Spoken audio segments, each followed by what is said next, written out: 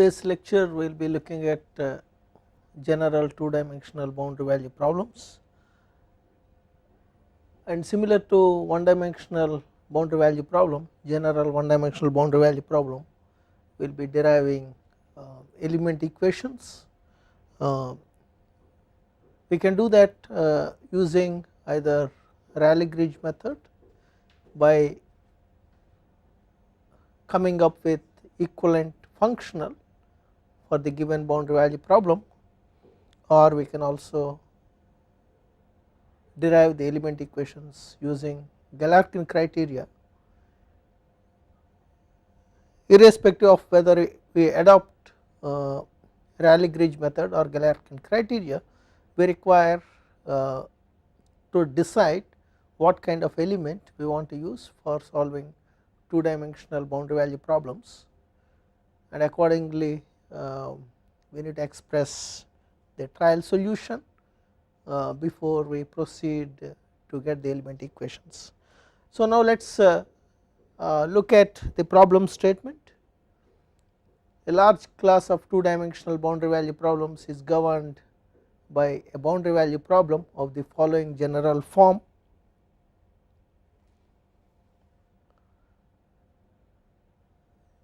Where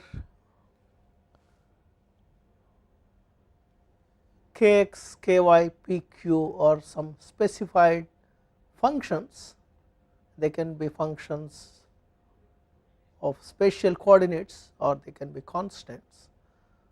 So this is the general two dimensional boundary value problem which we require to solve over the domain A, capital A, which is an arbitrarily shaped two dimensional domain bounded by some surface S, and T is the field variable which we are after, or Tx is the desired solution. So we need to find solution of this differential equation over the domain A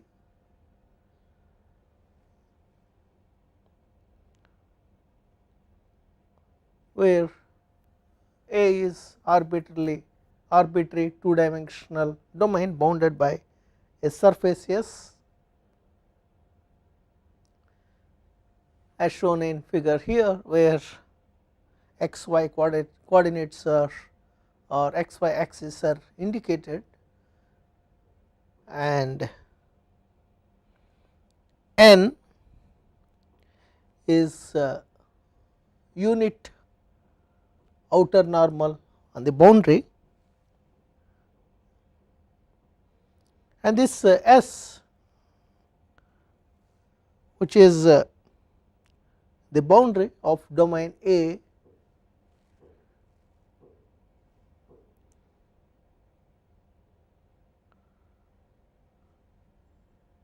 on this boundary either field variable T or its derivative can be specified,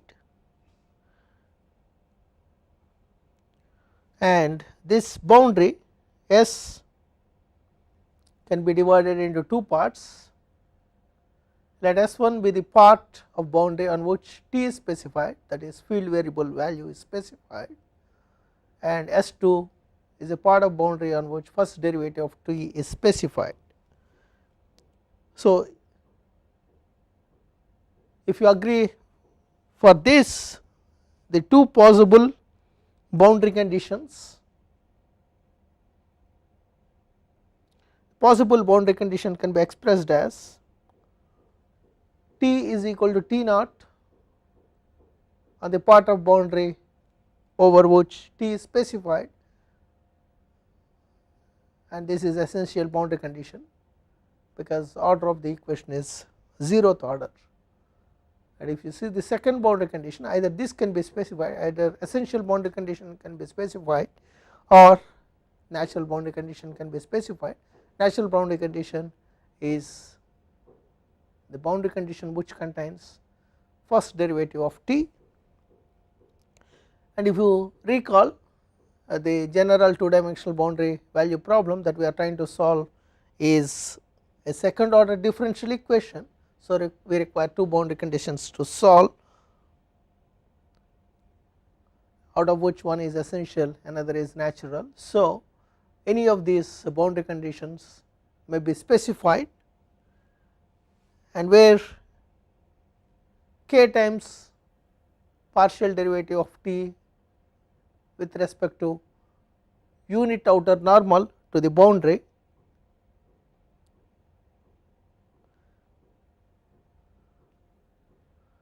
is the derivative of t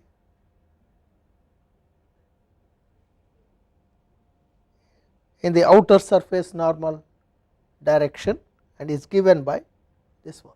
This is how k times partial derivative of t, partial derivative of field variable with respect to unit outer normal is defined, where nx and y are components of unit outer normal to the boundary, and the unit outer normal n can be written as nxi plus nyj. So, this is the problem statement, and we are required to solve this over the domain A, which is bounded by surfaces on which either essential boundary conditions or natural boundary conditions may be specified. And if you see, or if you compare this with general one dimensional boundary value problem, you can see this is just an extension of one dimensional boundary value problem,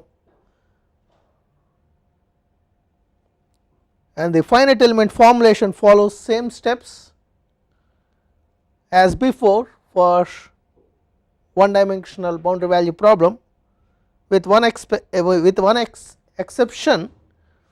In general one dimensional boundary value problem, there is no choice of shape of element.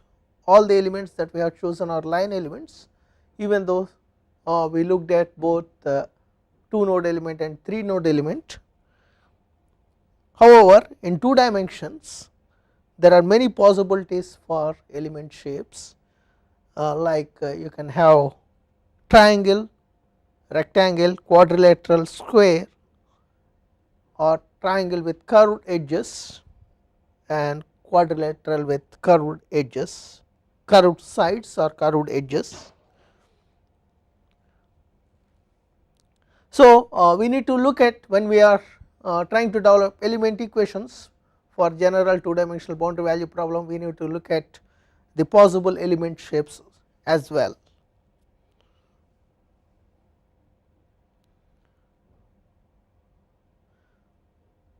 So, possible element shapes for 2D problems, the rectangular and square elements are not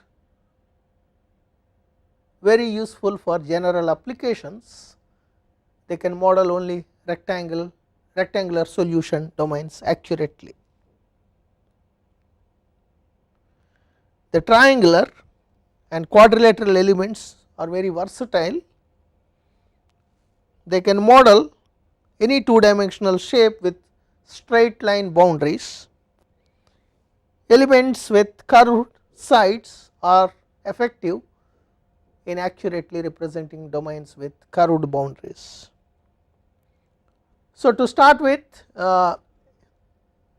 in this lecture we will derive triangular element shape functions, as triangular element is the simplest to formulate, as it is based on linear polynomial trial solutions, which will be seeing or which will be more clearer when we actually start deriving the element shape functions for triangular 3 node triangular element. So, 3 node triangular element is based on linear polynomial trial solutions in 2 dimensions. So, the required integrations for assembling the element equations are fairly simple to carry out in closed form.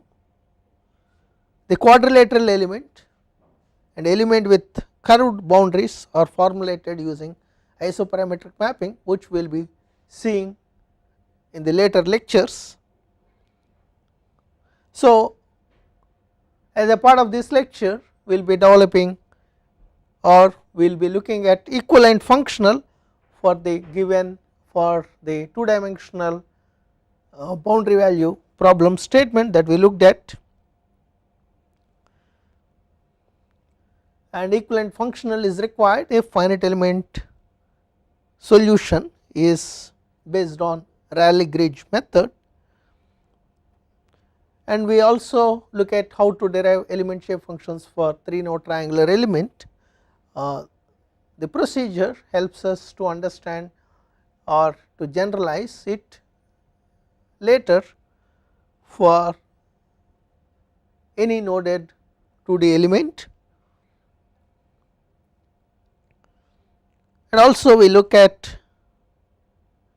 the Galerkin criteria for 2 dimensional boundary value problem to derive the element equations.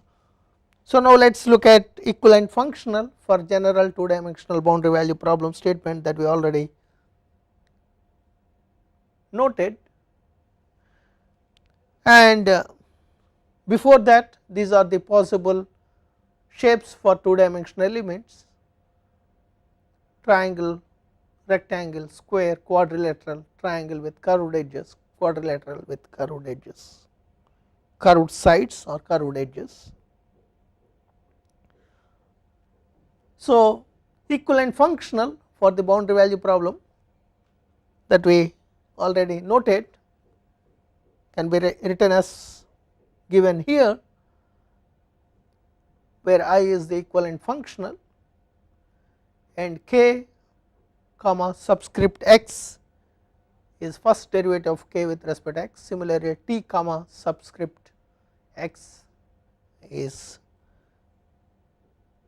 partial derivative of t with respect to x. Similarly, k comma y, t comma y,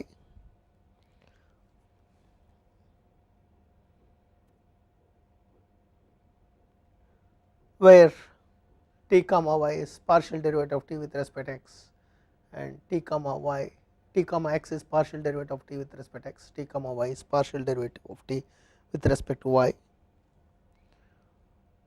Note that the second integral is evaluated only over S2, the part of boundary over which natural boundary conditions are specified.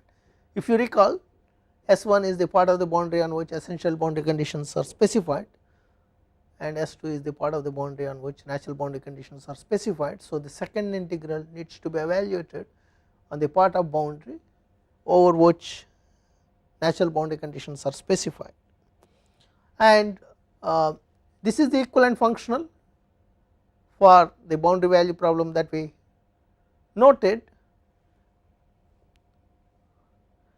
and this needs to be verified whether this is the functional for the given problem or not. So here we will be verifying that, and this procedure can be adopted for any other kind of problem where equivalent functional is given for a particular problem, and whether somebody, if somebody is interested in verifying whether that given functional is corresponding to a particular problem or not, the procedure is going to be similar. So to verify,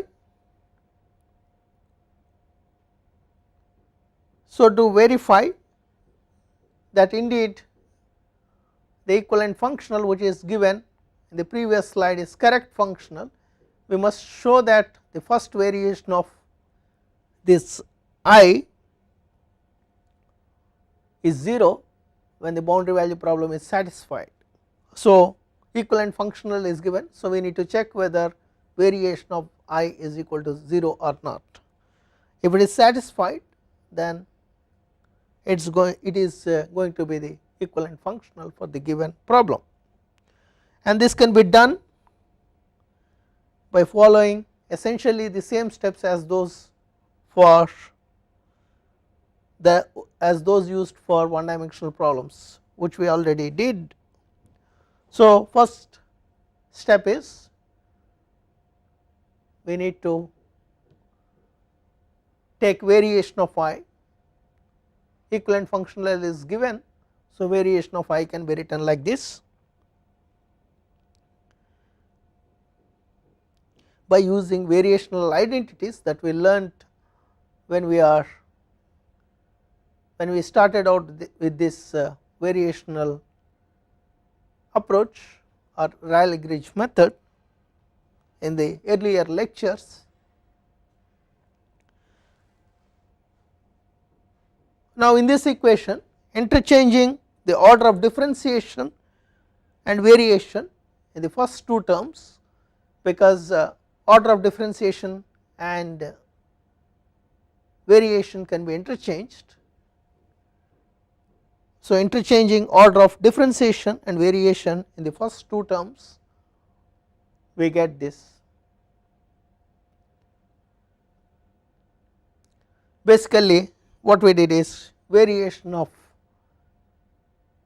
derivative of t is written as derivative of variation of t. And now we need to look at what is called Green's theorem to further simplify this equation. So, now let us look at two formulas or two identities to simplify the first two terms.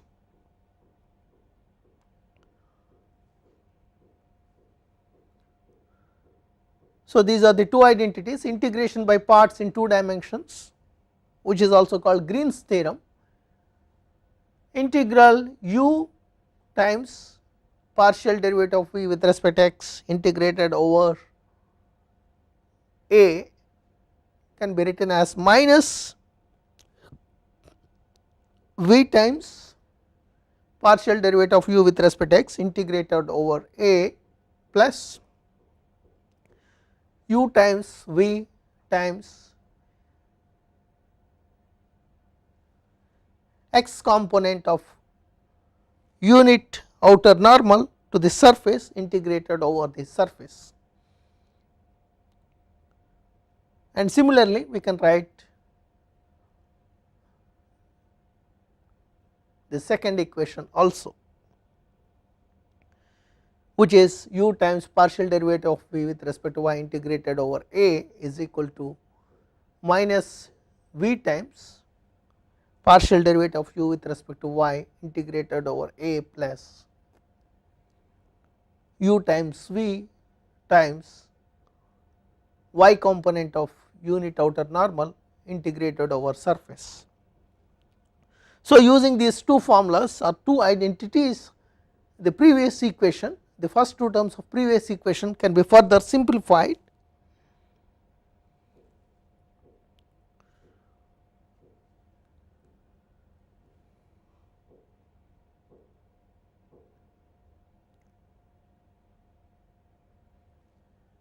And when we apply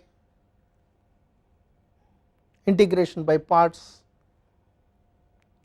on the first two terms, we get additional surface integrals.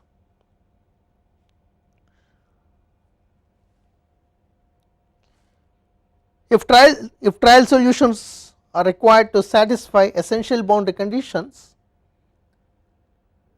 then variation of t is equal to 0 on the part of boundary over which essential boundary conditions are specified, and this is one of the fundamental requirements which we already looked at in the earlier classes when we started out learning various steps of Rayleigh method. So, to simplify this variation of I equation further, we apply this condition, since boundary S comprises of S1 plus S2, and on S1 variation of t is equal to 0, because S1 is the part of boundary over which essential boundary conditions are specified. So, based on this requirement, this equation of variation of I can be further simplified.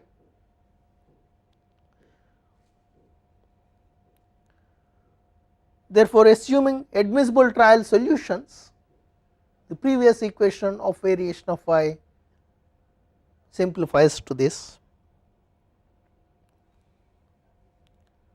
which can be further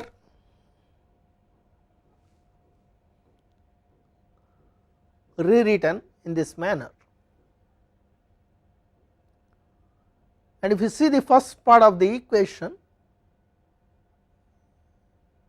the integrand or the first integral is nothing but the given differential equation, which needs to be equal to 0 over the domain.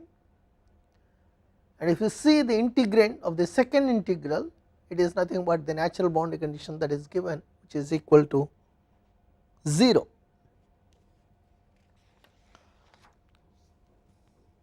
So, the boundary integral is 0 for natural boundary condition, the domain integral is 0 if the given or the governing differential equation is satisfied. Therefore, using admissible trial solutions, variation of I is equal to 0, and which verifies that the given or the equivalent functional, that is we started out with, is the correct functional for this particular 2-dimensional general boundary value problem. So, we got equivalent functional for the given general 2-dimensional boundary value problem.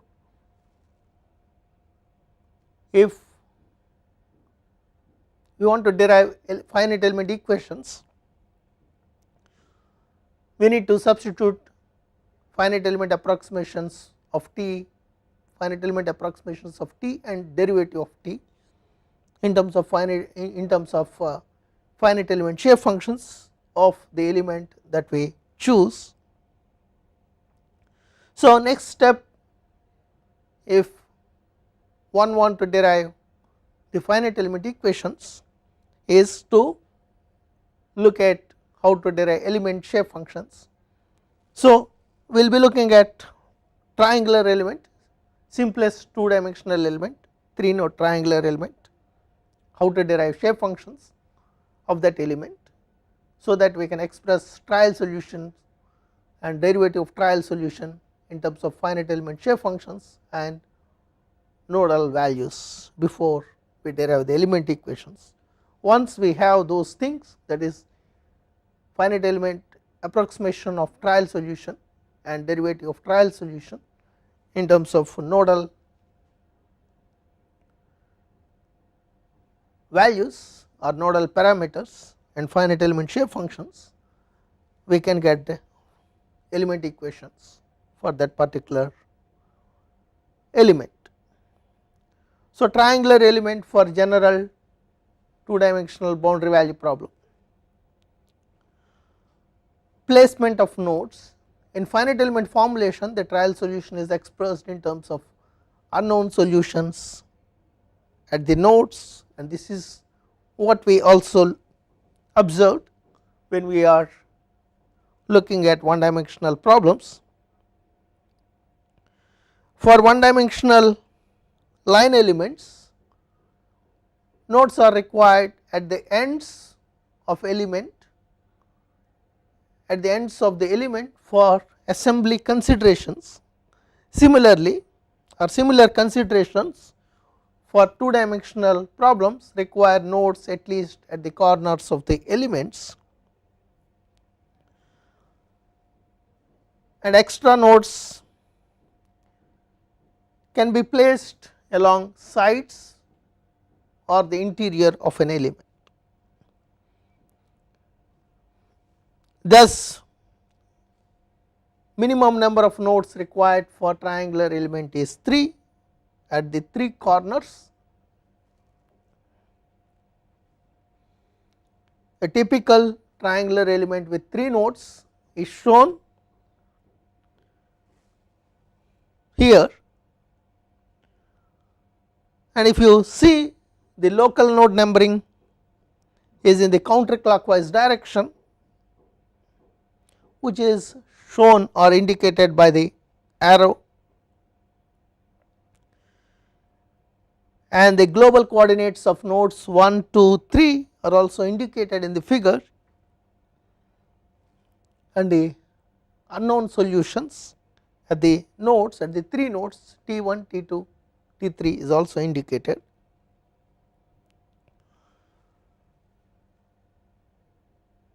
And now we need to derive element shape functions for this 3 node triangular element. Since there are 3 nodes, trial solution must have 3 parameters, that is, we need to start with a polynomial having 3 coefficients. A linear polynomial in 2 dimensions satisfies this criteria.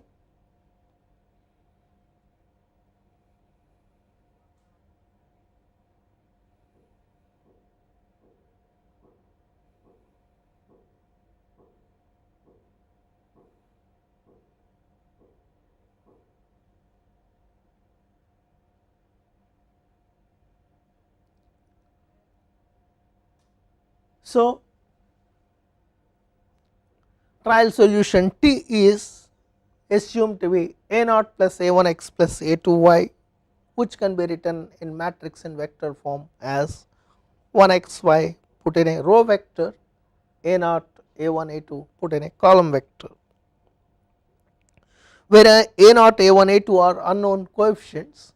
And this is, if you recall, this is the procedure that we are adopting here is similar to what we did for one dimensional 2 node element or 3 node element. We started out with, for a 2 node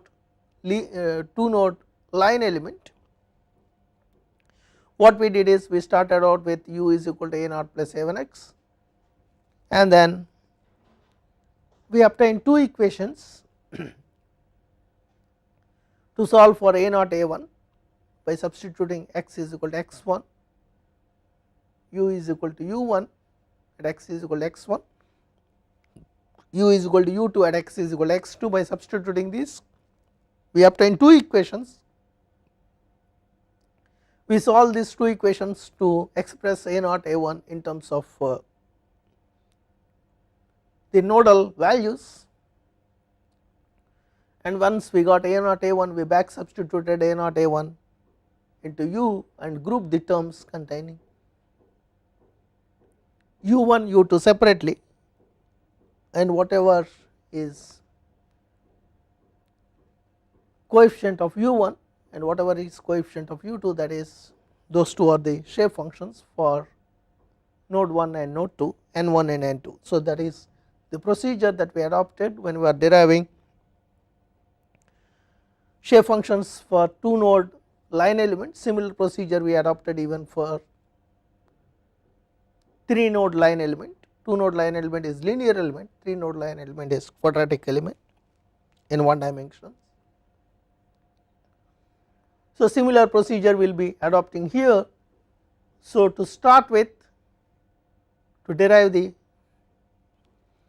shape functions for 3 node triangular element, the trial solution is assumed as t is equal to a naught plus a1 x plus a2 y. Now, t value at node 1 is t1,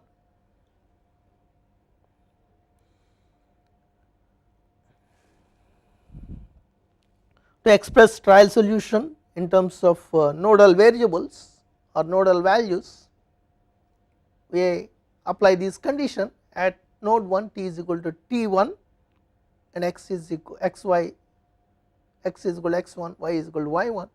Similarly, at node 2 t is equal to t2, x is equal to x2, y is equal to y2. At node 3 t is equal to t3, x is equal to x3, y is equal to y3. So, by using these conditions we get 3 equations, and we can solve these 3 equations for a naught a1 a2. To solve these 3 equations, we can put them in a matrix form in this manner. The coefficients can be expressed in terms of nodal variables by inverting 3 by 3 matrix comprising of the coordinates of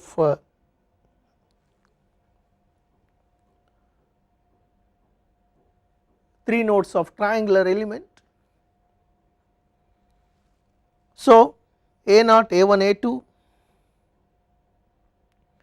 can be obtained by inverting a 3 by 3 matrix consisting of coordinates of nodes 1, 2, 3. In this manner, and if you notice inverse of the matrix 1 x1 y1, 1 x2 y2, 1 x3 y3,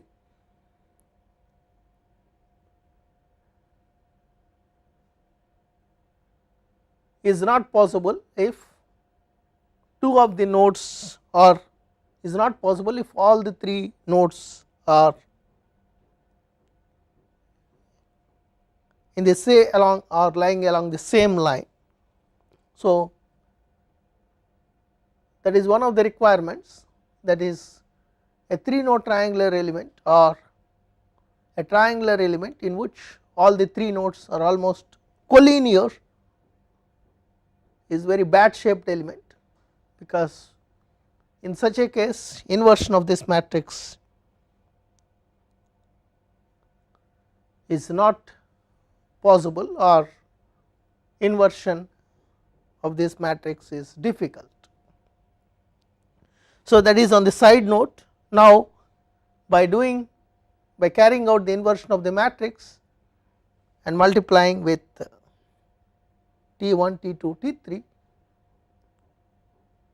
we can get this equation where A is area of triangular element and F1, F2, F3, B1, B2, B3, C1, C2, C3 are defined.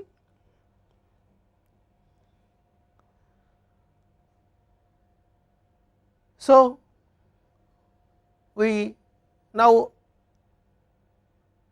expressed A0, A1, A2 in terms of T1, T2, T3. So, now substituting A0, A1, A2 back into the equation that we started out with, T is equal to A0 plus A1x plus A2y.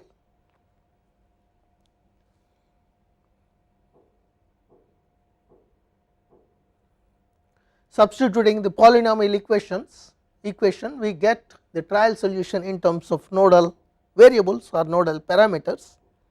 So, substituting A0, A1, A2 back into the equation, T is equal to A0 plus A1x plus A2y, we get this equation, which can be compactly written as n transpose D, where n is a vector comprising of shape functions n1, n2, n3, D is a vector comprising of nodal variables or nodal parameters or nodal values T1, T2, T3.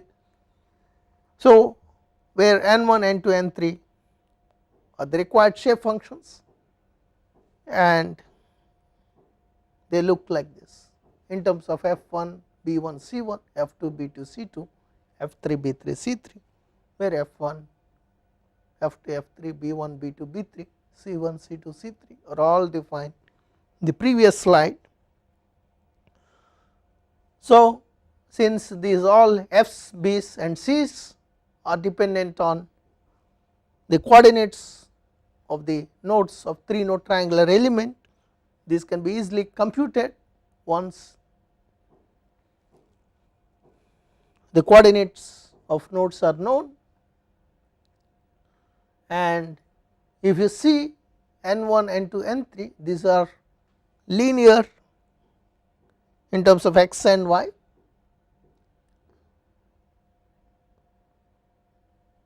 So, that is why 3 node triangular element is also called constant strain triangular element, since n1, n2, n3 are all linear in x and y. Derivative of n with respect to x, derivative of n all these n's with respect to x and y is going to be a constant. So, that is why 3 node triangular element is also called constant strain triangular elements, constant strain triangular element or CST. So, T can be written as n1 T1 plus n2 T2 plus n3 T3. So, the derivative of trial solution T with respect to x and y can be written like this.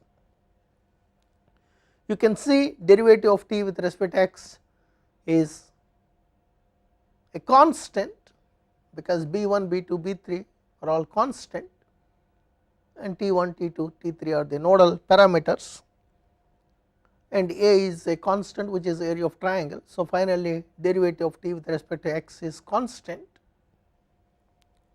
That is why this element is called constant strain triangular element, and similarly derivative of T with respect to y is constant, and it is going to be a function of C1, C2, C3, and each of these can be compactly written as Bx transpose D, By transpose D. So, now we derived element shape functions for 3 node triangular element, and also we expressed trial solution and also derivative of trial solution in terms of finite element shape functions and derivative of finite element shape functions, and the nodal parameters or nodal values. Now, we can plug in all this into the equivalent functional and get the element equations if we decide to use Rayleigh-Grigg method. And we can also adopt Galerkin criteria to derive the element equations. So, what we will be doing is we will now look at Galerkin criteria to derive element equations for the same problem, for the same general 2 dimensional boundary value problem.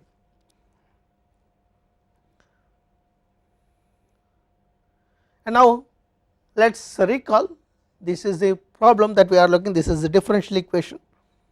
We need to solve over domain A subjected to the boundary conditions. These are the boundary conditions.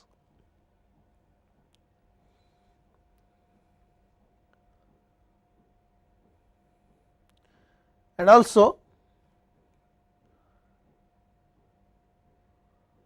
Galerkin criteria for this particular problem, Galerkin criteria corresponding to the given boundary value problem can now be written like this. Galerkin criteria is multiply given differential equation with a weight function, integrate over the problem domain, equate it to 0, and if we decide to use finite element method in conjunction with Galerkin criteria, weight function is same as shape function, and if it is a 3 node triangular element, there are 3 shape functions. So, I takes values 1, 2, 3, and here the first 2 terms inside the integral can further be simplified using integration by parts in 2 dimensions, that is the Green's theorem that we already looked at. So, now let us once again look at those identities or the formulas. So, these are the 2 formulas that we looked at earlier. We will be using these 2 formulas to simplify the previous equation further. So, applying integration by parts on the first 2 terms of the previous equation, first 2 terms inside the integral of previous equation, we get this equation, and I takes values 1, 2, 3. So, further we can write the previous equation like this, writing all the 3 equations together in matrix form, we get this one. and if you see the boundary integral, it needs to be evaluated over S2, that is the part of the boundary on which natural boundary condition is specified, and this equation can be rewritten in this manner. If you compare these two equations, you can see the first equation, in the first equation the boundary integral needs to be evaluated over S2, whereas in the second equation boundary integral, it is written as to be evaluated over the entire boundary. And why this is written like this is because the boundary S is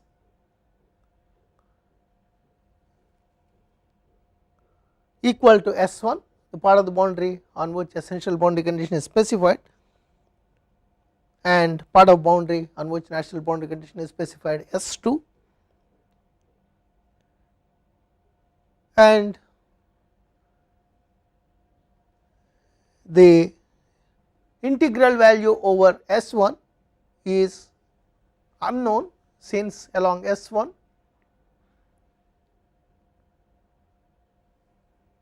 essential boundary conditions are specified, and also this term, the integral over S1, as we will see in a while, it is going to be it is going to show up as a reaction term in the element equations, and which we also observed when we are deriving element equations using Galerkin criteria for one dimensional problem. So, further explanation on this integral, which is over S2 the first equation, is replaced with integral over S in the second equation. Further explanation on this can be explained like this: the boundary integral can be split into S1 and S2, that is this integral, which is integral over the boundary S, can be written as integral over S1 plus integral over S2,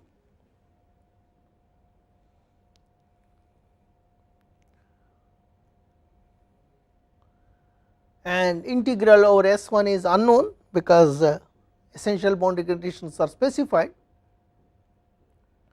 However, as was the case for one dimensional problems, there is no need to evaluate this, or there is no need to evaluate integral over S1, since the corresponding nodal parameters are known, essential boundary conditions are specified, and the equation containing these terms can be removed from the system before solving for unknown nodal parameters. And this is what we did even when we are deriving the element equations for one dimensional problems. Thus, integral over S1 can be ignored from the element equations, and the integral over S2 can be evaluated using natural boundary conditions. So, this is the reason why the integral over S is replaced with integral over S2 in the second equation. And now this integral on the boundary, during assembly process the boundary integral terms from adjacent elements cancels as long as all surface integrals are evaluated in a consistent manner. To understand this statement, let us consider the case when integrals are evaluated by moving counterclockwise around elements like these two elements. So, what the statement says is, during assembly process boundary integral term from adjacent elements cancels as long as all surface integrals are evaluated in a consistent manner, that is, for all element either boundary integrals are evaluated by moving in the counterclockwise direction or clockwise direction. In the figure, for demonstration, the integrals are evaluated by moving in the counterclockwise direction. So now let us consider evaluation of boundary integral for each of these elements along the edge 2 3. So for one of the element integration is from 2 to 3, for the other element integration is from 3 to 2. The common edge between two elements will get integrated from two opposite directions, resulting in same integral but with opposite sign. One integral is evaluated from 2 to 3, other integral is evaluated from 3 to 2. So when we add these two integrals, they cancel each other because they have the same value but with opposite sign.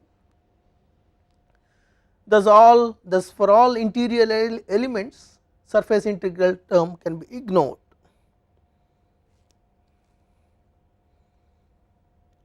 This argument is valid only when we have exact solution, that is the integral value coming from each of these elements is same, but when we are using finite elements, we are after approximate solution.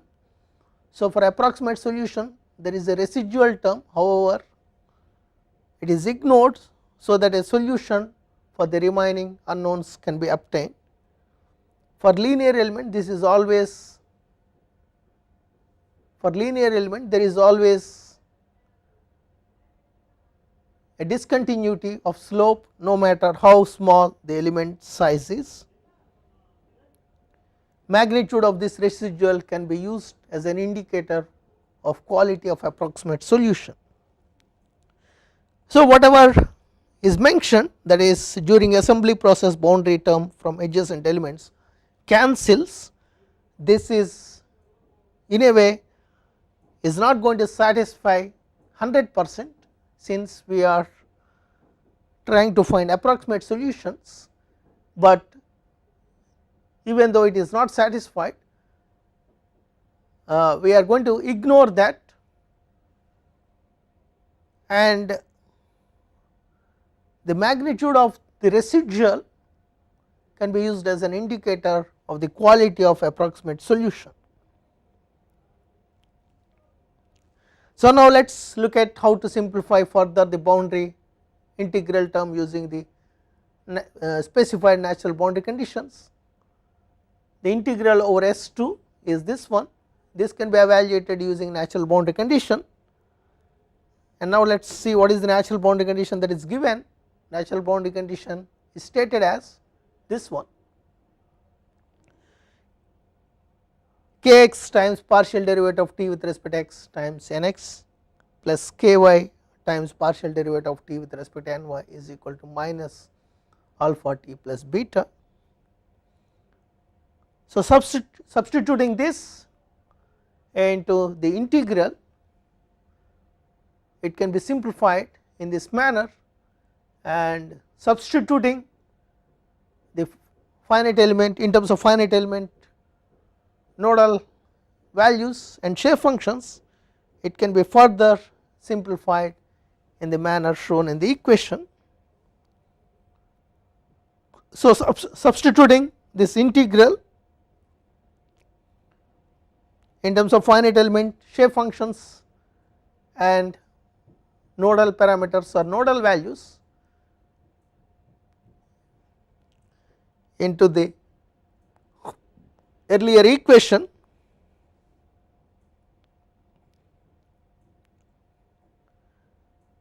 the complete element equations can be written as kx plus ky plus kp plus k alpha times d, where d is the